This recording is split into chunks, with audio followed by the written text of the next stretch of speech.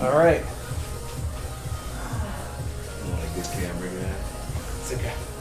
Hey guys, Coach Gaglione here from GaglioneStrength.com. This was made a trip up to Binghamton this weekend. So what better place to stop by but Ironworks Gym. So we have Dickie White here from Wrestler-Power.com. And we're just having a little open strength roundtable about wrestling. We want to uncover some of the myths associated behind some of the training that's going on.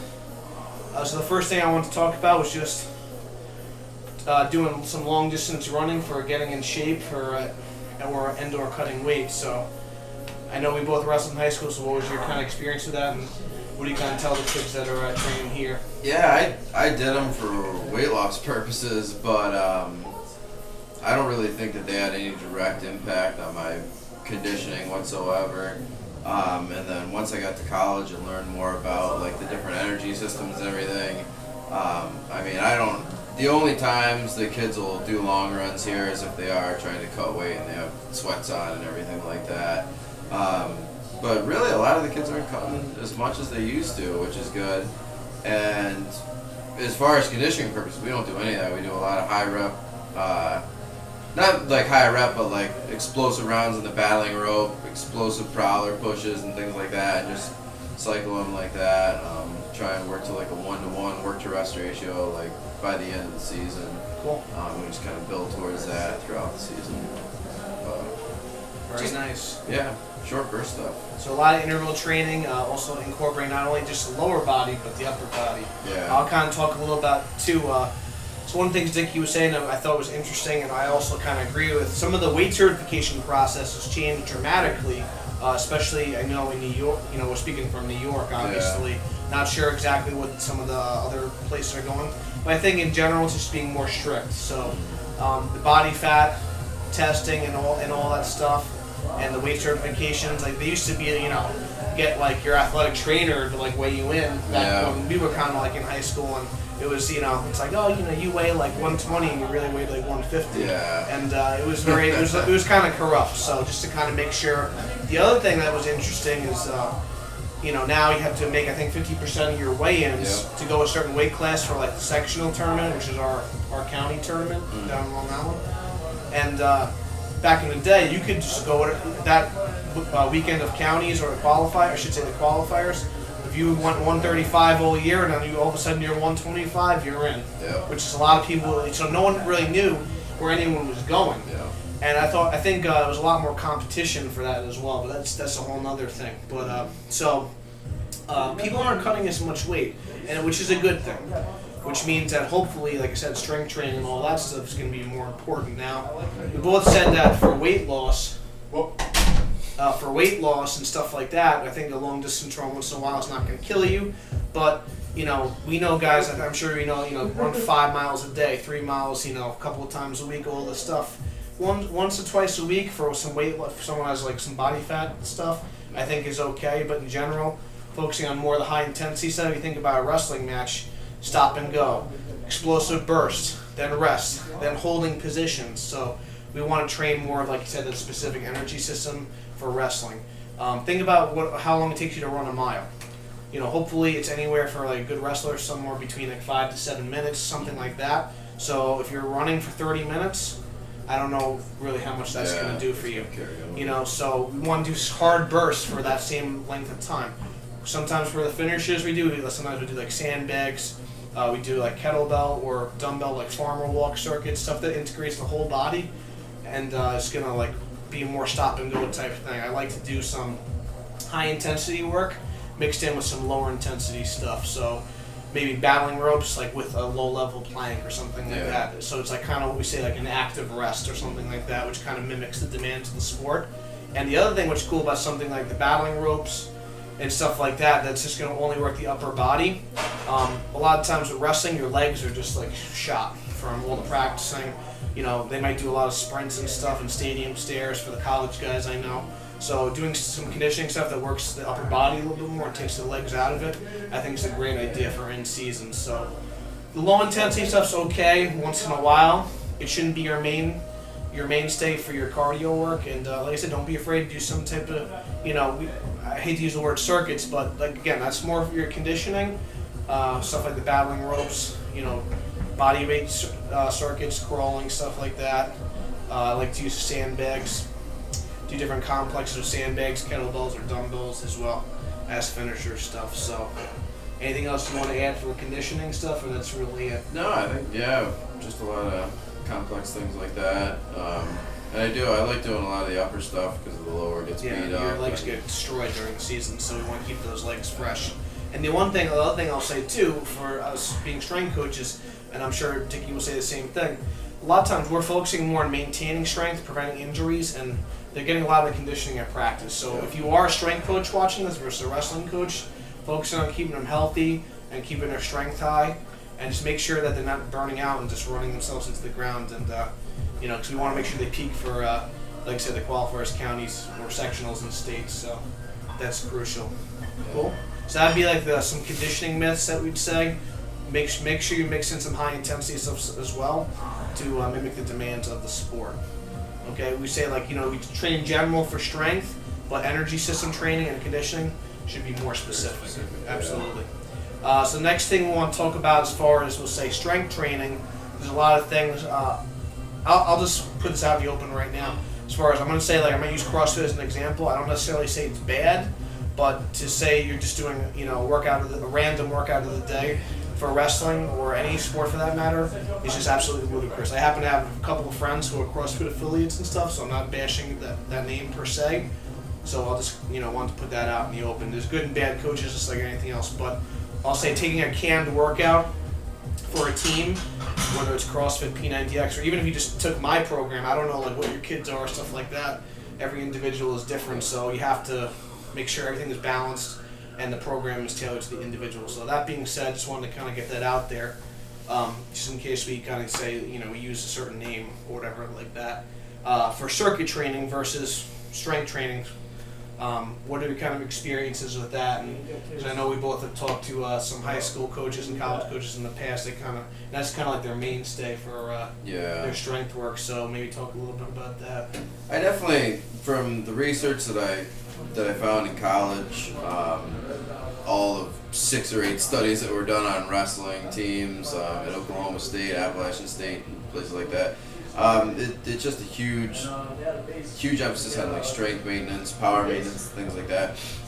Actually, at Appalachian State, I believe the study measured wrestlers at the start of the season, and then those that did not participate in, for whatever reason, I'm not sure if it was a mandatory or what, but a 2 or 3 day power maintenance and strength maintenance plan.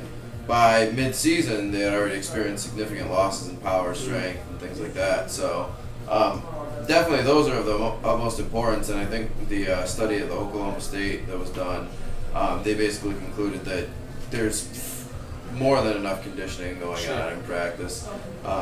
One of my mentors, Tom DeLaplane, he was a strength coach at Cornell for over 16 years, and he said the same thing. I mean, Cornell is top of the line program, and all the conditioning that they did was in the room, and his job was just to make them as strong as possible for the NCAAs at the end of the year.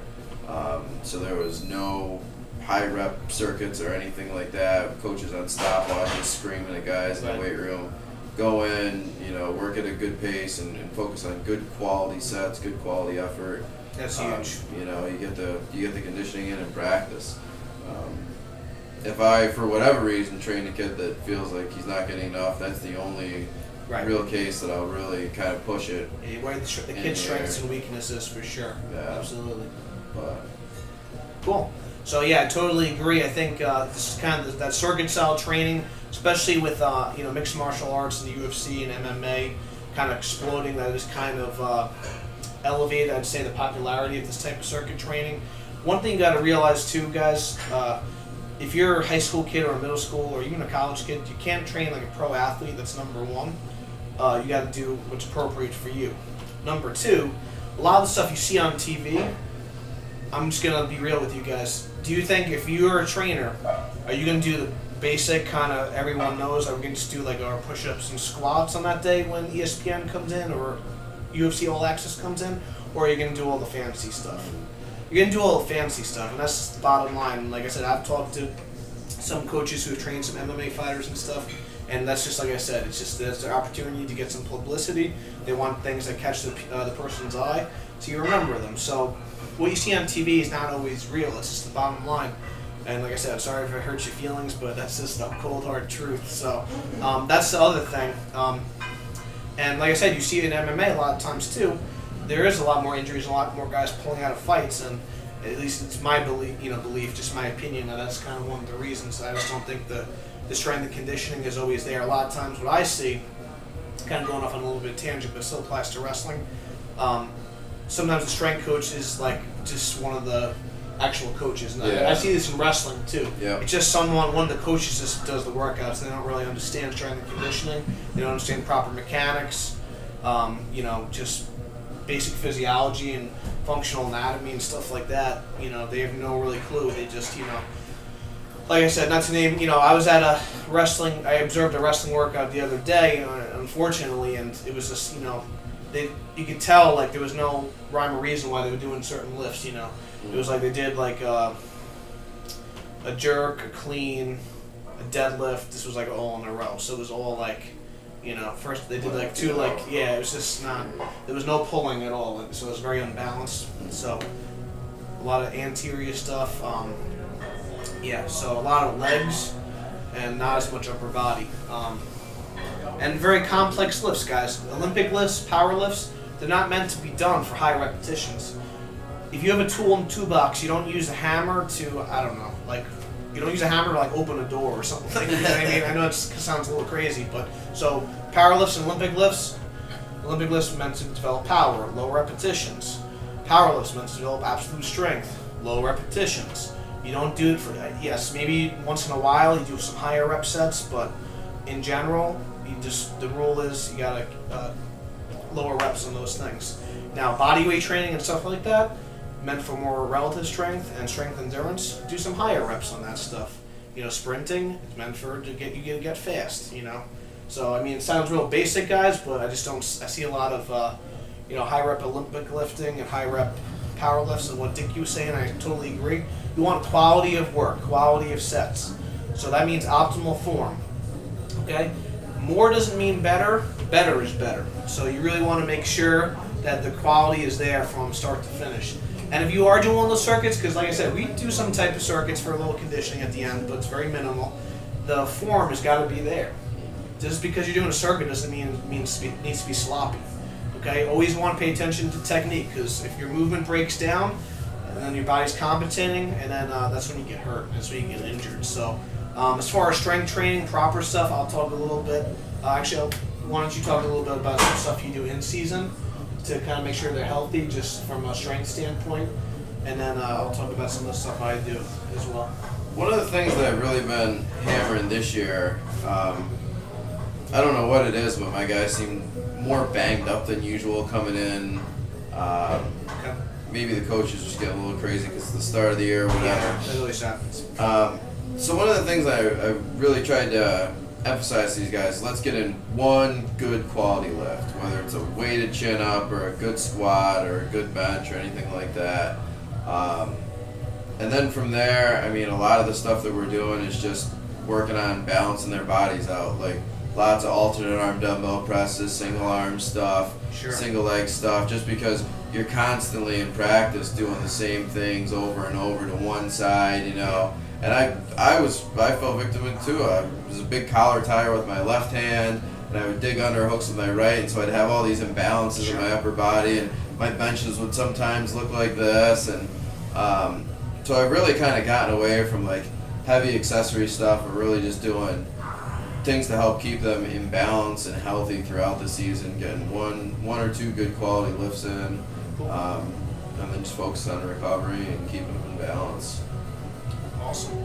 Yeah, I totally agree. I think some of the things Dickie was saying, when you do an alternate arm dumbbell press, like the arm that's not moving is doing some work too, and it could be, you do that for rows, do it for bench press, doing single leg work is huge. You're going to work a lot of stability, not only strength, and that's going to really cut down the injuries. If you're, always use the analogy that you can't shoot a cannon from a canoe. So you need something a lot more stable. So if your engine and your core is weak and unstable, and you have a lot of power and dysfunction, that's just a recipe for disaster. That's going to be injury. It's may not happen now, but it's definitely going to happen down the road. And you're going to see something just, the straw that breaks the camel's back, something just goes, boom, and then you're done. And that could be a season-ending injury, which is crazy. So, and the last, we're talking about, we're not killing them, guys. Sub-max training, keeping the form good, leaving 1 or 2 reps in the tank. That's going to allow you to be strong, recover, and keep maintain your strength throughout the season. So, anything else you'd like to add to that? Any other myths that you could think of, or that's pretty much like the main ones, would you say? Yeah, I think so.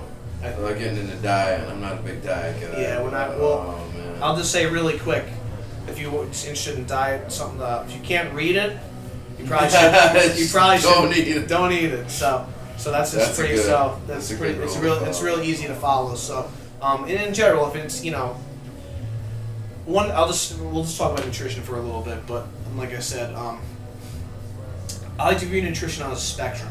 Don't just think black and white. So the easiest example I could say is like for breakfast. On the spectrum, oatmeal, just oats, is over here. Oats. That's it.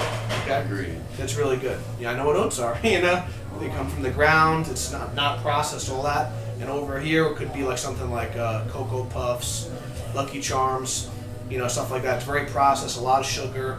Even if it's whole grain, it's still not good for you. Okay? That's bull crap. So it's just so. And in the middle, maybe something like Cheerios. So it's processed, but it's still good. Not a lot of sugar. There's a lot of good, whole grains and stuff like there.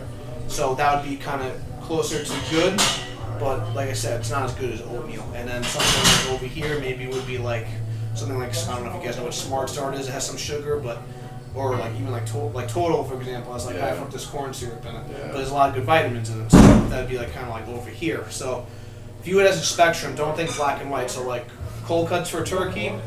If you actually got chicken, like killed it and like ate it, that'd be better. But stuff like that, and then obviously like McDonald's and stuff would be over here. So view it as kind of a spectrum, and always try and make good or great choices and eliminate the bad choices.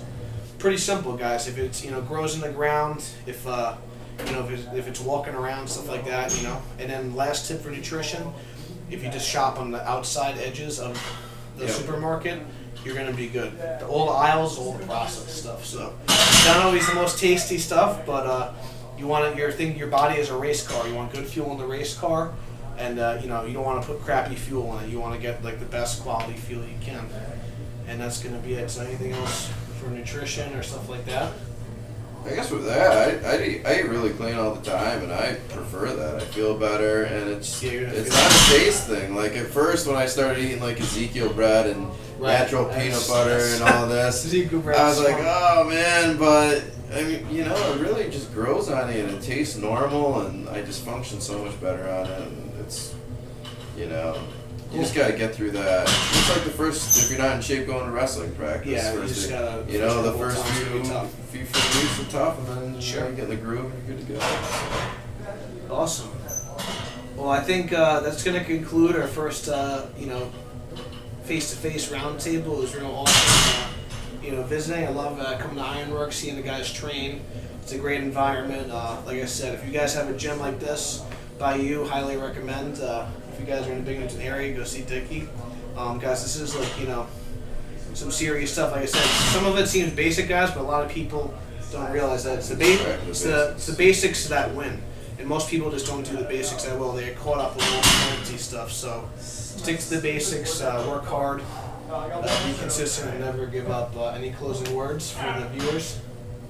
I don't have a really good catchphrase, so. Do you want to just give me your information if they want to find out more? I got a blog, wrestler-power.com. I have a strength system at wrestlerstrength.com.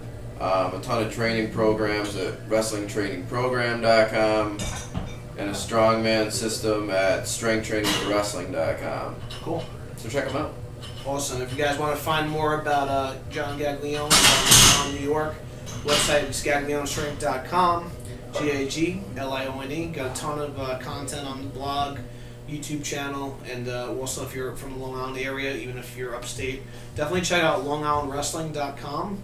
I have a strength and conditioning tab on there with tons of wrestling specific strength and training information. And if you guys ever need anything, always feel free to contact us, email us if you have any questions. And hopefully this will be the start of a great series, and we'll talk to you guys soon. All right? Cool. Thanks, man.